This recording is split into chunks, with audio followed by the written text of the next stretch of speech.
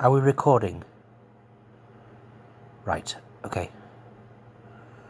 Yes, I joined Granada in 1973. I wanted to be in documentaries like World in Action, but I got off the wrong lift on the wrong floor, so I ended up in entertainment. Well, I say entertainment, it was children's programs. And I got shanghaied on this program called Get It Together with Ray North. And the executive producer at the time was Muriel Young, who went on to do The Tube and other things later on. But anyway, I was very happy because I'd been previously deprived of my liberty because I had various issues. But anyway, they were very, very tolerant. They were very accepting, and they said, "Come and join us. Come and join our happy band." So anyway, I joined them. And I had to say something to you now. That 8-story building that was the Granada Studios office complex was freezing. You know, they were so tight. There was only, you know, one pane of glass. And it was lattice windows. At least you could clean them. And it was part of your contract to clean the glass. You know, it was part of your contract to clean those windows in your office. But anyway, less of that, it doesn't matter. But anyway, we had this network production called Get It Together. And we invited all kinds of everybody up to Manchester. Normally we dump them in Sasha's Hotel in Piccadilly. And whether they got there on the National Express bus or British Rail to Piccadilly Station was neither here nor there. It didn't matter. We didn't pay for it. We would always tell them that we'd pay their expenses, but we'd always fob them off, you know. That's the great thing about these people. They're so desperate to be on television, they'll do anything, you know what I mean? In fact, I don't think I was paid when I was there. That's probably why I've not got a full state pension. You know what? I'll have to write that down so I can remember. I'll have to look into that because that's quite disturbing, actually. Yeah. But anyway, when you're living in prison like I am, you don't need to have a pension or anything like that. Anyway, yes, I was involved with Get It Together. So like I say, we would dump them in Sasha's Hotel. We had this deal with Freddie Laker's Airways, you know, Laker. And, you know, what would happen is they'd roll up and they'd be taken up to their floor, normally the 5th or the 6th floor.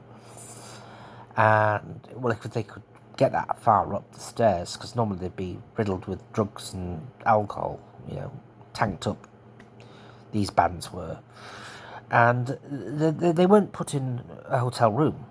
Oh, no.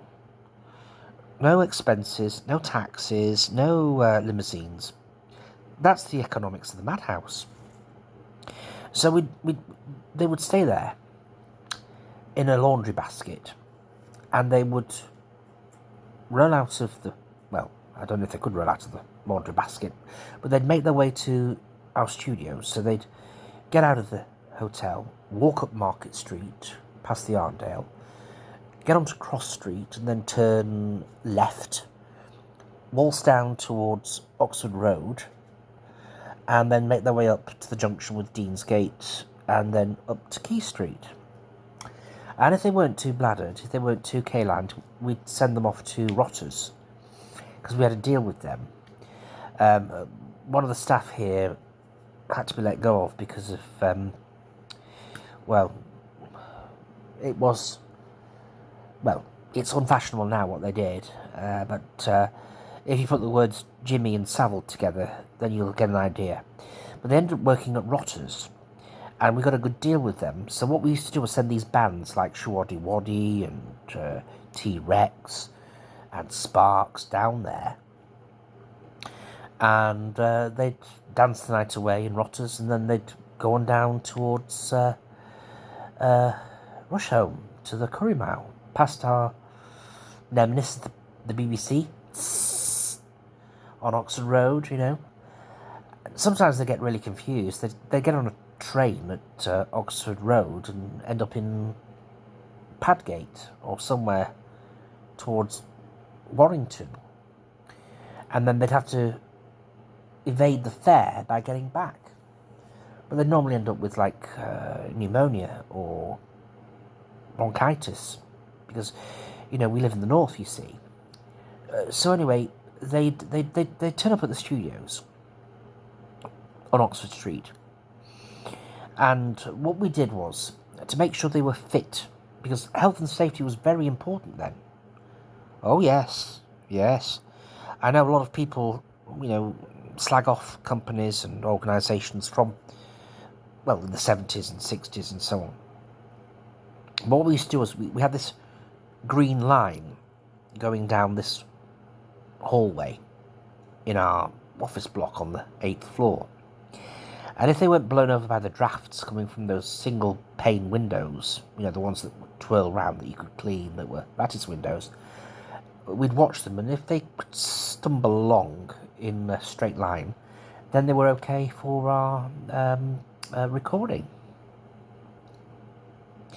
Yes, it was. It's the same studio that they filmed the Krypton Factor in, and Stars in the Rise. Yes. Oh, no.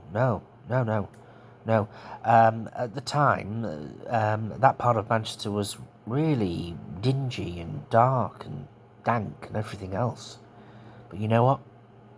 We at Granada, we put a bit of showbiz and light into people's lives. We did. Think on.